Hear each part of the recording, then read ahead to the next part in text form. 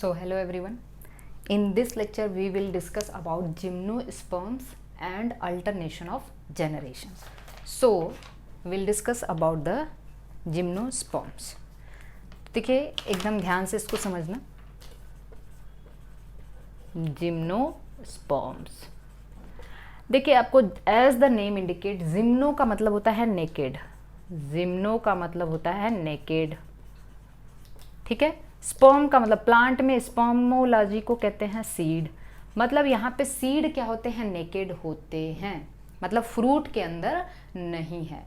That means कि जो ovule है, ovule not enclosed in ovary, ovule is not enclosed in ovary. तो ovary यहाँ एब्सेंट होती है, इसलिए ओवरी अगर एब्सेंट है तो फ्रूट भी एब्सेंट होगा, फ्रूट एब्सेंट होगा. जब फ्रूट एब्सेंट है तो सीड नेकेड ही होगा, तो सीड कैसा होगा, नेकेड होगा, ठीक है.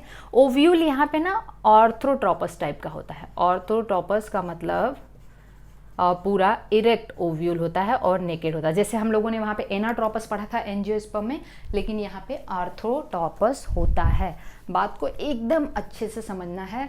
अब ये जिम्नोस्पर्म जो है ना, इसमें सबसे टालेस्ट जिम्नो, जो सबसे टालेस्ट ट्री होते हैं, सबसे टालेस्ट ट्री होते हैं, उनको हम कहते हैं रेडवुड, ठीक है ना. क्या कहते हैं, रेडवुड, जाइंट रेडवुड. ये होते हैं सिकोइया प्लांट.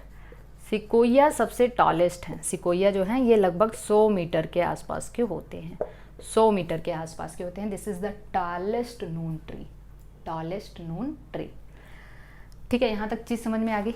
अब इसके बाद हम देखते हैं कि इनमें जो रूट है, लीफ है और स्टेम है, ये सब ट्रू होंगे, क्योंकि टेरिडोफाइट से ही शुरू हो गया था. True leaf, true root, true stem. तो देखिए इनकी जो रूट है, root is the tap root. यहाँ पे टैप रूट सिस्टम पाया जाता है. टैप रूट सिस्टम हम आगे आपको पढ़ाएंगे इसमें मार्फोलॉजी ऑफ फ्लावरिंग प्लांट्स में पढ़ाएंगे. सो टैप रूट सिस्टम यहाँ पे होता है. देखिए रूट कुछ एसोसिएशन भी करते हैं. जैसे अगर हम पाइनस की बात करें, पाइनस की और साइकस की, तो पाइनस का रूट जो है ना वो माइकोराइजा बनाता है. माइकोराइजा का मतलब बच्चों ध्यान से समझना, माइकोराइजा तो हमने पढ़ा दिया है ना, फंजाई और हायर प्लांट्स के रूट के बीच में जो एसोसिएशन होता है. तो पाइनस का रूट भी जो है उसमें माइकोराइजा पाए जाते हैं, ठीक है. और इसके अलावा अगर हम साइकस की बात करें तो साइकस में कोरलाइड रूट पाई जाती है. कैसी, coralloid root. Coralloid root of cycas में नाइट्रोजन फिक्सेशन होता है, बहुत इंपॉर्टेंट है, क्योंकि यहाँ पे nitrogen fixing bacteria nostoc and Anabaena पाए जाते हैं. नॉस्टॉक एंड एनाबिना पाए जाते हैं, ठीक है. अब हम आ जाते हैं स्टेम की बात करते हैं. इनके देखिए स्टेम अनब्रांच्ड भी होते हैं कुछ स्पीसीज में, और कुछ में ब्रांच्ड भी होते हैं. तो अगर हम अनब्रांच की बात करें तो साइकस के स्टेम अनब्रांच होते हैं, जबकि पाइनस और सेड्रस के स्टेम ब्रांच होते हैं. अगर हम इनके लीफ की बात करें तो कुछ में लीफ जो होते हैं पिन्नेट लीफ पाई जाती है, और कुछ में निडल लाइक लीफ पाई जाती है. निडल लाइक, जो पिन्नेट लीफ होती है वो साइकस में होती है, और जो निडल लाइक लीफ है वो कोनीफर्स मतलब इसमें पाइनस में होती है, पाइनस में. क्योंकि निडल लाइक लीफ क्या है, वो आपके we can say transpiration, water loss के लिए उसका सरफेस एरिया को रिड्यूस करेगा. स्टोमेटा संकन होते हैं, क्यूटिकल थिक होते हैं, ताकि वाटर लॉस काफ़ी कम हो. यहाँ तक तो चीज़ें समझ में आ गई होंगी, कोई दिक्कत, ओके. अब हम इसका पूरा लाइफ साइकिल के बारे में देखते हैं. बहुत ध्यान से ये सब चीज़ें, इनमें सारे पॉइंट बता रही हूँ, एग्जाम में जो पॉइंट पूछे जाते हैं, ठीक है. अब हम लोग इसके अल्टरनेशन ऑफ जनरेशन के बारे में बात करेंगे. देखिए अभी हमने टेरिडोफाइट देखा था. टेरिडोफाइट में हम लोगों ने पिछले लेक्चर में टेरिडोफाइट पढ़ा था. टेरिडोफाइट में होमोस्पोरी था, सिलेजिनेला और साल्विनिया में हेट्रोस्पोरी था. तो यहाँ पे स्पोर सब के सब ये हेट्रोस्पोर, जो जिम्नोस्पर्म है वो हेट्रोस्पोरस होते हैं. हेट्रोस्पोरस का मतलब 2 टाइप ऑफ स्पोर्स होते हैं. अच्छा, ये 2 टाइप ऑफ स्पोर होते हैं, 2 टाइप्स ऑफ स्पोर्स। अच्छा एक बात बताओ मुझे आप, स्पोर्स कहाँ प्रोड्यूस होते हैं, स्पोर कहाँ प्रोड्यूस होते हैं बताइए। जैसे 1 मिनट, 1 मिनट, ठीक है। स्पोर्स कहाँ प्रोड्यूस होते हैं, स्पोरेंजिया के अंदर, पढ़ाया मैंने। स्पोर कहाँ प्रोड्यूस होते हैं, स्पोर्स इन स्पोरेंजिया। स्पोरेंजिया आगे चल के, ठीक है, स्पोरेंजिया आगे चल के क्या बनाती है, या फिर हम एक मिनट इसको जैसे एनसीईआरटी में दिया वैसे, स्पोर्स जो हैं प्रोड्यूस होते हैं स्पोरोफिल पे, है ना। स्पोरोफिल मतलब जहाँ पे स्पोर प्रोड्यूस होंगे उस लीफ को हम लोग क्या कहते हैं, स्पोरोफिल कहते हैं, ठीक है। या फिर सॉरी मैं थोड़ा सा इसको मैं 1 मिनट, हाँ, स्पोर प्रोड्यूस होते हैं स्पोरेंजिया में, स्पोरेंजियम में प्रोड्यूस होते हैं। स्पोरेंजिया कहाँ बनती है, बॉर्न ऑन स्पोरोफिल, कहाँ बनती है, स्पोरोफिल पे बनती है ना। अभी हम लोगों ने जब टेरिडोफाइट पढ़ा था तो वहाँ हमने देखा था स्पोरेंजिया स्पोरोफिल पे बनती है। और आपको पता है यही स्पोरोफिल आगे चल के ये स्ट्रोबिलस या कोन बनाते हैं, स्ट्रोबिलस या कोन बनाते हैं। ध्यान से देखिए, स्पोर्स बनते हैं स्पोरेंजियम में, स्पोरेंजियम कहाँ बनती है, स्पोरोफिल पे, स्पोरोफिल आगे चल के स्ट्रोबिलस या कोन बनाते हैं। देखिए स्पोरोफिल 2 हो सकते हैं, माइक्रो स्पोरोफिल, ठीक है। यहाँ पे 2 तरीके के स्पोर है ना, ठीक है, 2 तरीके के स्पोर हैं। जो माइक्रो स्पोर होगा, यहाँ पे मैं लिख भी दे रही हूँ, जो माइक्रो स्पोर होगा वो माइक्रो स्पोरोफिल पे बनेगा, ठीक है। माइक्रो स्पोर जो होगा वो माइक्रो स्पोरोफिल में बनेगा। और दूसरा क्या होगा, मेगा स्पोर या मेगा स्पोरोफिल, मेगा स्पोरोफिल। यहाँ तक बात समझ में आ गई। जो माइक्रो स्पोरोफिल होगा वो आगे चल के बनाएगा मेल स्ट्रोबिलस। क्या बनाएगा, मेल स्ट्रोबिलस या मेल कोन, मेल स्ट्रोबिलस या मेल कोन। जो मेगा स्पोरोफिल होगा वो आगे चल के बनाएगा फीमेल स्ट्रोबिलस या फीमेल कोन, या फीमेल कोन। जो माइक्रो स्पोरोफिल होगा वो आगे चल के मेल स्ट्रोबिला ही बनाएगा। अच्छा, मेल स्ट्रोबिलस के अंदर, ठीक है, male strobilus contain microsporangia, है कि नहीं। देखिए स्ट्रोबिलस जो है, स्ट्रोबिलस के अंदर स्पोरेंजिया होते हैं, स्पोरेंजिया के अंदर फिर स्पोर प्रोड्यूस होता है। तो यही है ना, स्पोरेंजिया के अंदर कहाँ क्या प्रोड्यूस होता है, स्पोर। तो आप ऐसे देखिएगा, ये कंटेन करते हैं माइक्रो स्पोरेंजिया। माइक्रो स्पोरेंजिया को हम लोग पॉलन सैक भी कहते हैं, पढ़ाया मैंने एंजियोस्पर्म में। They contains megasporangia, megasporangia को हम लोग कहते हैं, बता दो, ओव्यूल।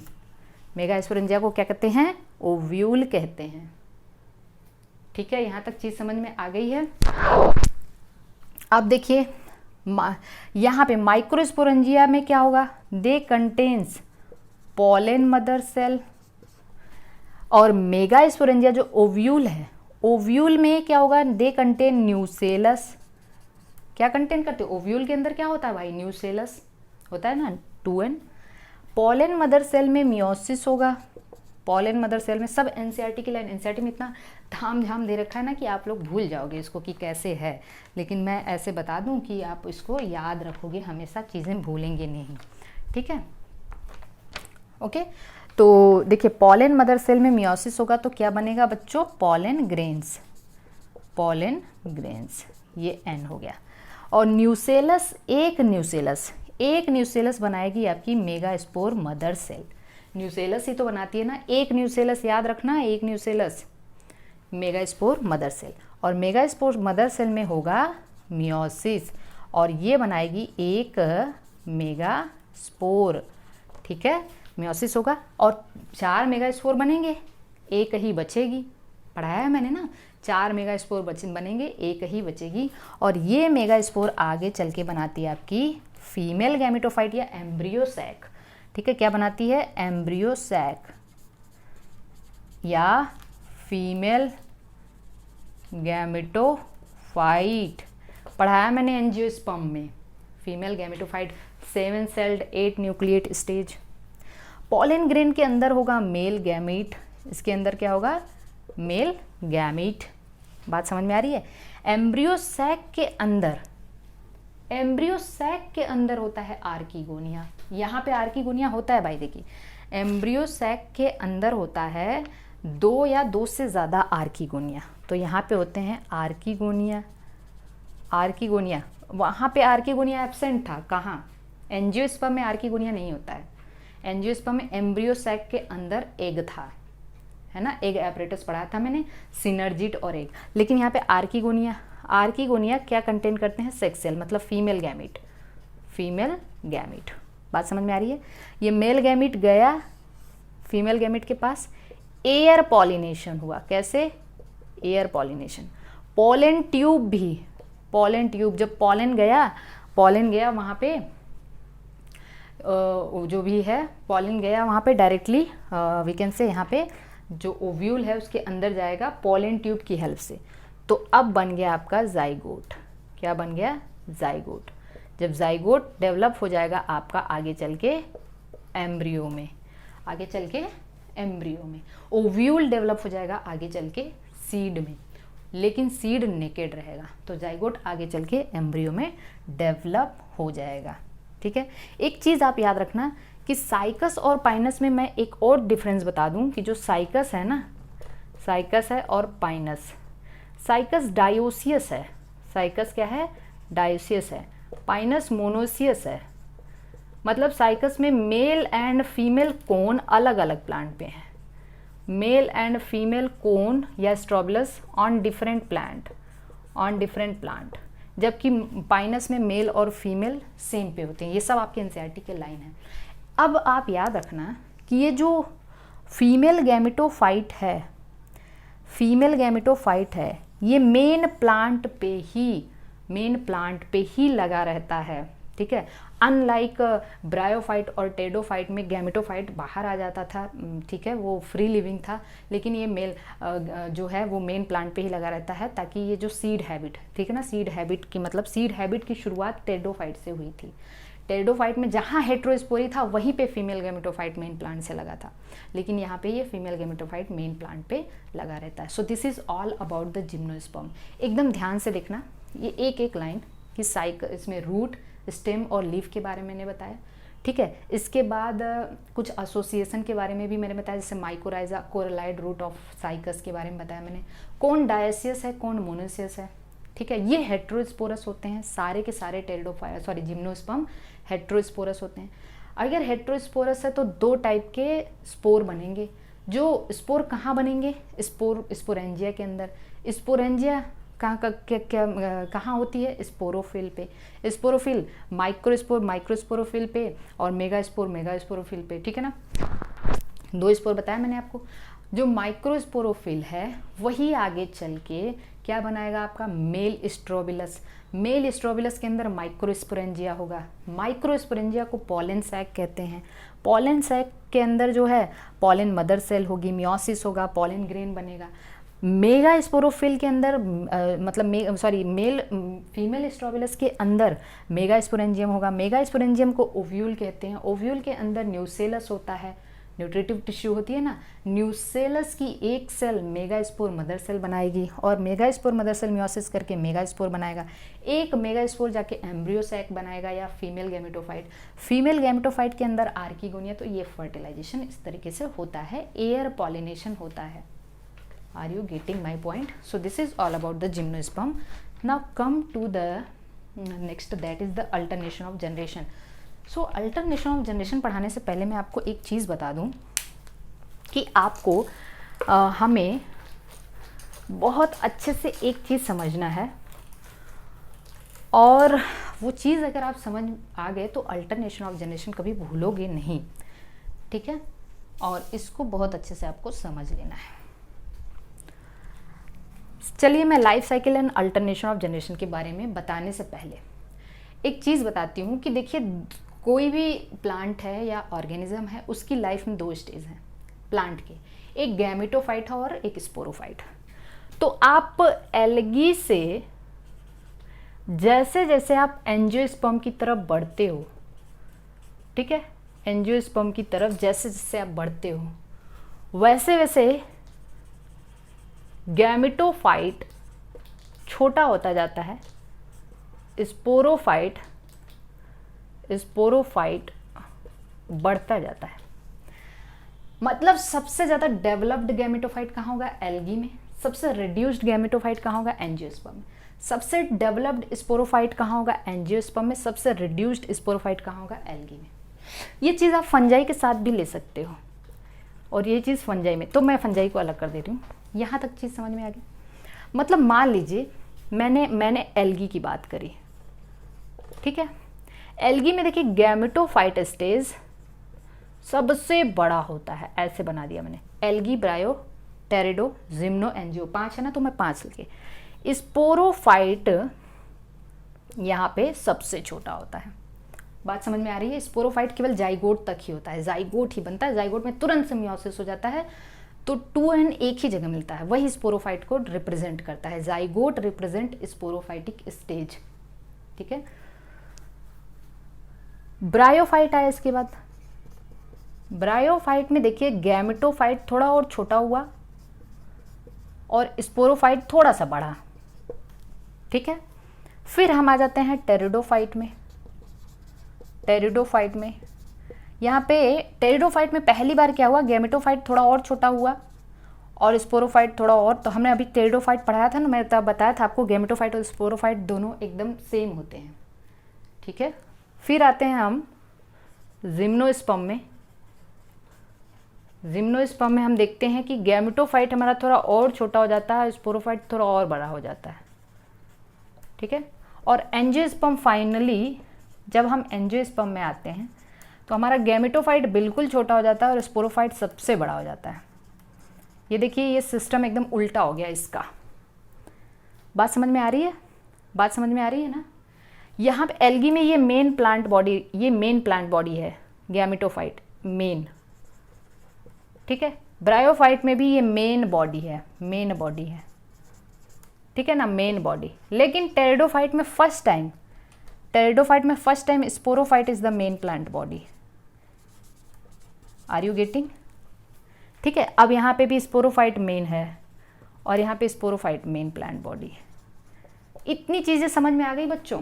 ध्यान से समझना है इसको, ठीक है। देखिए जहाँ पे गैमेटोफाइट सबसे ज़्यादा डेवलप है, मतलब N is the dominant phase, ठीक है। एन डोमिनेंट फेज कहाँ है? एल्गी और ब्रायो में, लेकिन ब्रायो एक्सेप्शन में आ जाते हैं। आप समझो कि एन सबसे ज़्यादा डोमिनेंट फेज किसमें है? एल्गी में है। तो एन मतलब हैप्लॉइड, तो यहाँ पे पाई जाती है आपकी हैप्लॉन्टिक लाइफ साइकिल। क्या होती है? हैप्लॉन्टिक। बात समझ में आ गई?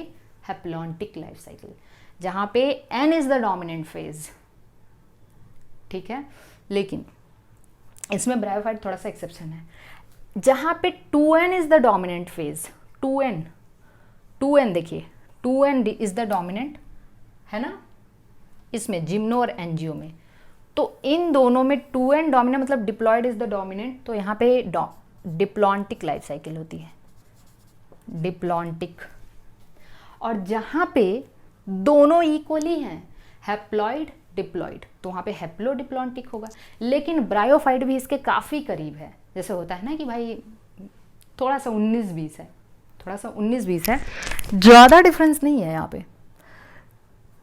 देखिए एक ही जगह आप देख रहे हो कि यहाँ पे ये 2 है, ये मतलब यहाँ पे ज़्यादा डिफरेंस नहीं है, ये 19-20 वाली कंडीशन है ना। तो यहाँ पे ये दोनों आ जाते हैं हैप्लोडिप्लॉन्टिक में। किसमें? हैप्लोडिप्लॉन्टिक।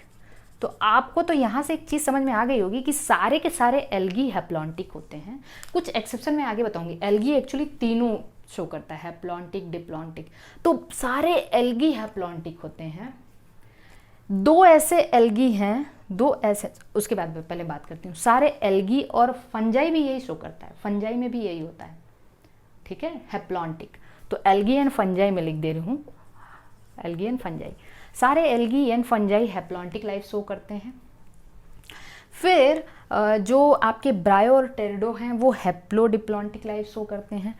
और जिम्नो और एंजियो जो वी कैन से जो फ्लावरिंग प्लांट्स होते हैं, या वी कैन से कि जो, हाँ, यहाँ पे ये डिप्लॉन्टिक लाइफ शो करते हैं, ठीक है। अब एल्गी एक्सेप्शन है, कुछ ऐसे एल्गी होते हैं जो हैप्लोडिप्लॉन्टिक शो करते हैं, उसका नाम लिख दूं मैं, पॉलीसिफोनिया रेड एल्गी और केल्प ब्राउन एल्गी। ये रेड एल्गी है, केल्प ब्राउन एल्गी है। और कुछ डिप्लॉन्टिक भी शो करते हैं, Fucus, Fucus is the brown algae, पढ़ाया मैंने। तो मोस्ट ऑफ एल्गी हैप्लॉन्टिक होते हैं, पॉलीसिफोनिया और केल्प हैप्लोडिप्लॉन्टिक होते हैं, और फ्यूकस जो होता है वो डिप्लॉन्टिक होता है। आप अपने डायग्राम में जब इन सब का डायग्राम देखेंगे कि हैप्लॉन्टिक का डायग्राम कैसे होता है, डिप्लॉन्टिक का डायग्राम कैसे होता है और हैप्लोडिप्लॉन्टिक, तो आपको दिखेगा कि देखिए हैप्लॉन्टिक में क्या होता है। हैप्लॉन्टिक में मेन स्टेज ऐसे, तो यहाँ पे देखिए जो ये स्पोरोफाइट है, जाइगोट, स्पोरोफाइट बहुत छोटा होगा। हैप्लॉन्टिक में ये मतलब आपका गैमेटोफाइट बड़ा होगा, हैप्लॉन्टिक में गैमेटोफाइट बड़ा होगा। जाइगोट 2n है, यहाँ पे जाइगोट में मियोसिस होता है, तो स्पोर बना देते हैं, स्पोर जर्मिनेट करके गैमेटोफाइट बनाते हैं, और गैमेटोफाइट पे सेक्स ऑर्गन होता है, ये सब आपको पढ़ाया है मैंने।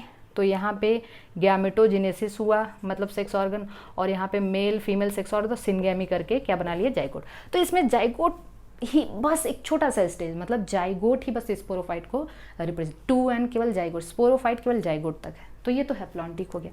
जब आप डिप्लॉन्टिक देखोगे तो स्पोरोफाइट बड़ा होगा और गैमेटोफाइट छोटा होगा। स्पोरोफाइट 2n बड़ा होगा और गैमेटोफाइट छोटा होगा। देखिए स्पोरोफाइट, मेन प्लांट बॉडी यहाँ पे स्पोरोफाइट होगी, स्पोरोफाइट में क्या बनेंगे, स्पोर्स बनेंगे। तो स्पोरोफाइट में आपका क्या होगा, मियोसिस होगा और ये स्पोर बना लिया। सो this is the spore. Spore germinate करके गैमेटोफाइट बनाया, जर्मिनेट किया, और गैमेटोफाइट गैमेटोजेनेसिस किया, और गैमेटोजेनेसिस करके यहाँ पे फिर सिनगैमी हुआ, सिनगैमी से स्पोर। मतलब प्रोसेस वही है, बस आपको कौन डोमिनेंट होगा। और इसमें क्या होगा, जो हैप्लोडिप्लॉन्टिक होगा, हैप्लोडिप्लॉन्टिक में ये जितना बड़ा ये है ना, उतना बड़ा ये होगा। तो मेन प्लांट बॉडी मान लीजिए स्पोरोफाइट है, फिर ये स्पोर बनाया, स्पोर जर्मिनेट करके गैमेटोफाइट बनाया, यहाँ पे गैमेटोजेनेसिस हुआ, यहाँ पे सिनगैमी हुआ, फिर यहाँ पे सिनगैमी हुआ, तो यहाँ पे जाइगोट बना। मतलब आधा ये आधा ये, बात समझ में आ रही है। सो this is all about the alternation of generation, जिसको आप बहुत अच्छे से समझ सकते हो। कुछ पॉइंट्स याद रखने हैं आपको, वो मैंने आपको बता दिया है। सो ये प्लांट किंगडम खत्म हो गया है। ओके, तो अगले लेक्चर में देखते हैं क्या पढ़ाते हैं।